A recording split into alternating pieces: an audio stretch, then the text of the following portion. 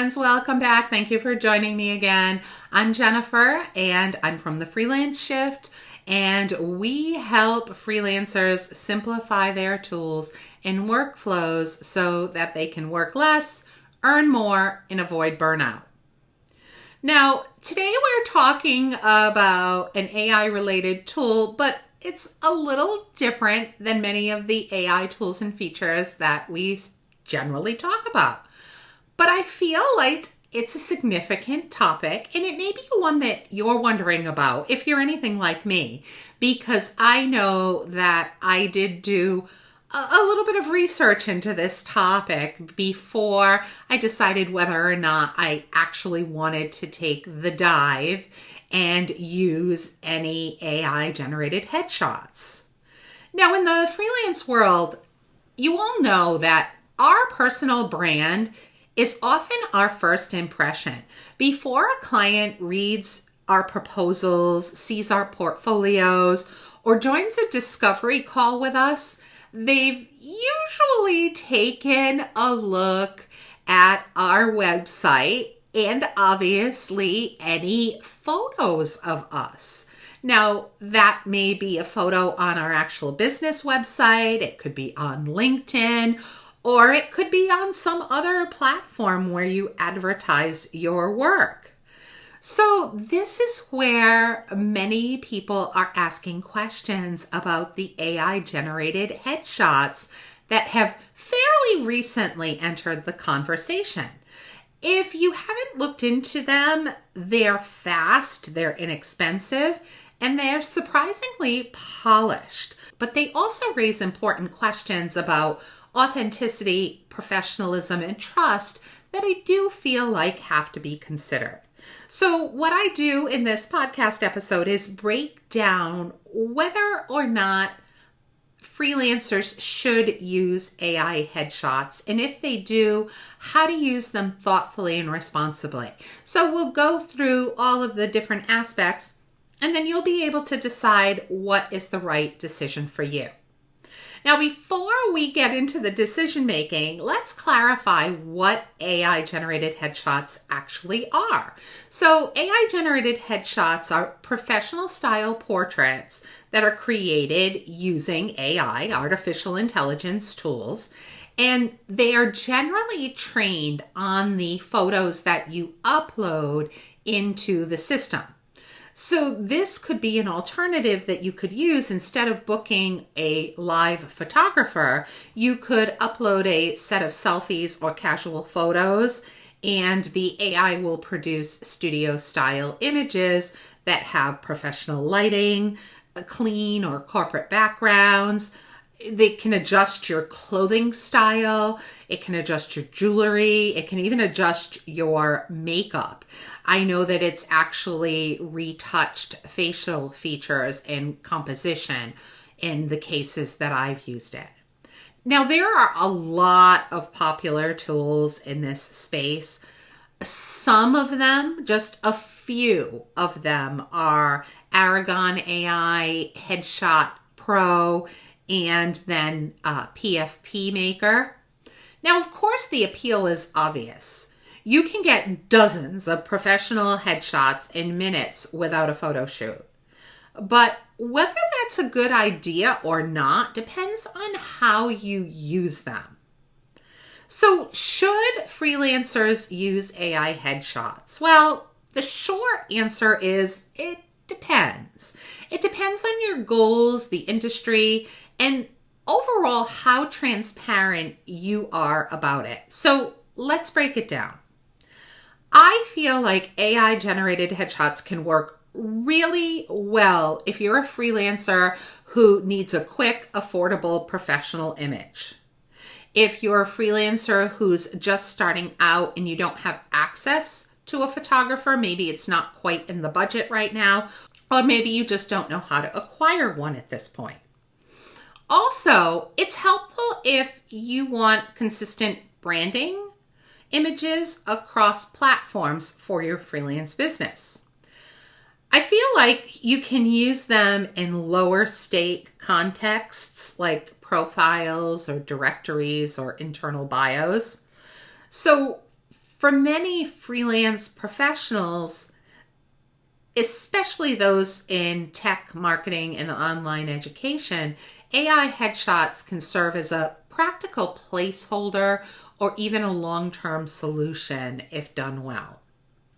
Now, there are potential downsides that really do deserve your consideration because there are real trade-offs. One of them is authenticity concerns. Some clients value seeing a real unfiltered representation of you. So if you use something that's overly polished, it can actually be a turnoff.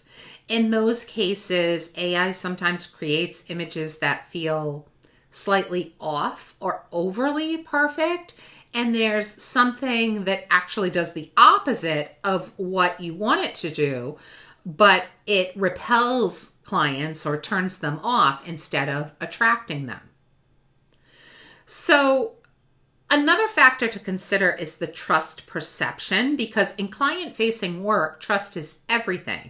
So anything that feels artificial may raise questions. Of course, there's also the consideration for inconsistency risks. If your AI headshot looks significantly different from you, and if you're like me, I have seen some that look significantly different than the person who I actually meet in real life or live online. And that is sometimes a little bit unnerving when there's just not small differences, but there's really large differences from their real appearance. Of course, that can create a very awkward first impression when you meet these people. But keep in mind that the key issue isn't the AI itself, it's the misrepresentation that could potentially occur if you were using some of these AI-generated headshots. Remember that clients are generally not looking for perfection. Perfection is really impossible, right? In most cases. And a good client recognizes that. So what are the best practices if you do decide to use AI headshots? I think that in this case, you should have a goal of enhancing your professionalism, but not replacing your identity.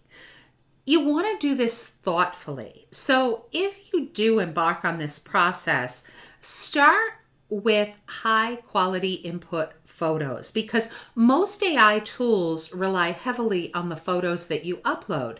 So to get the best results, you don't want to just upload 1 or 2 photos. You actually probably want to upload maybe 10 to 20 clear photos of yourself. Make sure you include different angles and lighting conditions. Make sure that the photos that you're uploading do not have heavy filters or sunglasses. That just adds to the disconnect between an actual photo of you and an overly polished or inauthentic AI-generated image of you. And then last, make sure that your face is clearly visible, because the better the input, the more accurate and realistic the output. My second recommendation is to choose realistic styling, not corporate fantasy. So I did use these tools for something, and there were some generated images of me in a business environment wearing something that I would not wear in a corporate business environment. It's not that it was anything offensive. It was a leather jacket, similar to what people who ride motorcycles wear.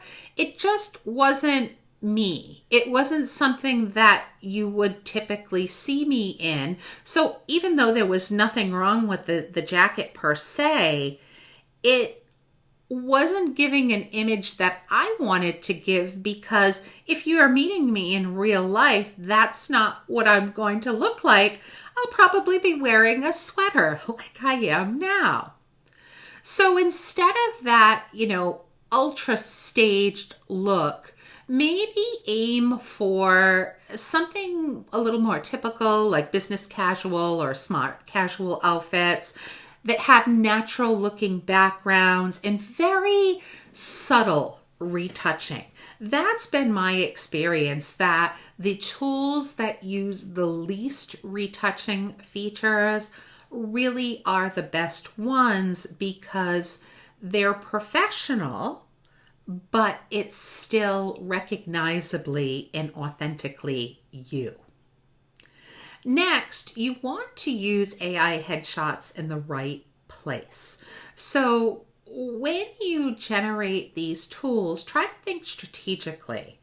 Good places in general to use photos like this are LinkedIn profile photos, any website bio pages, any online course profiles, speaking engagement listings, or freelancer platforms.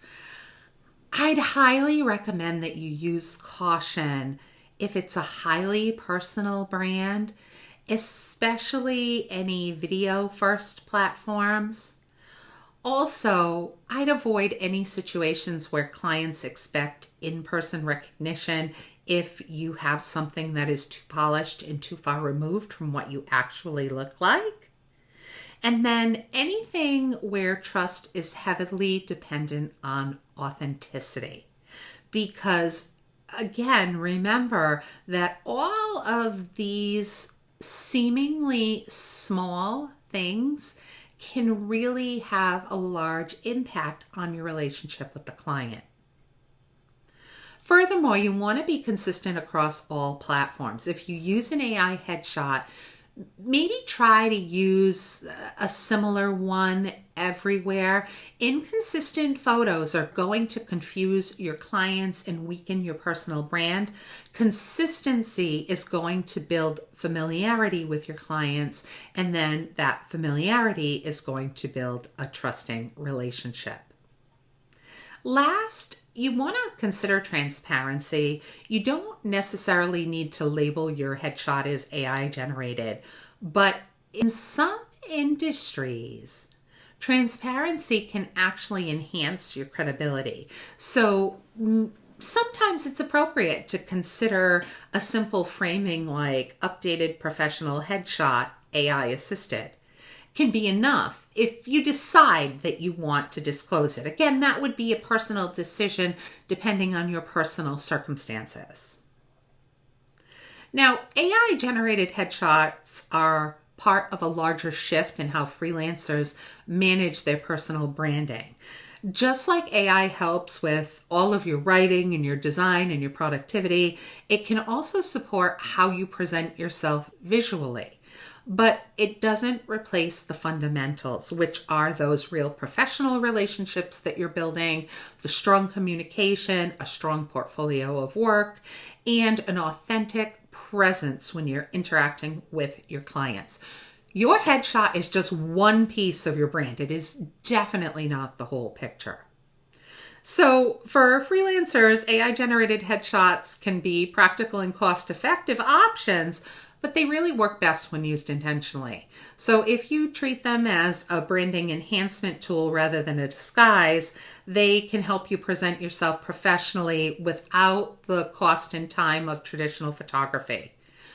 But if they start to feel disconnected from who you actually are in a real interaction, then it may be worth considering using these AI-generated headshots, because at the end of the day, clients don't just hire a polished image. They hire you.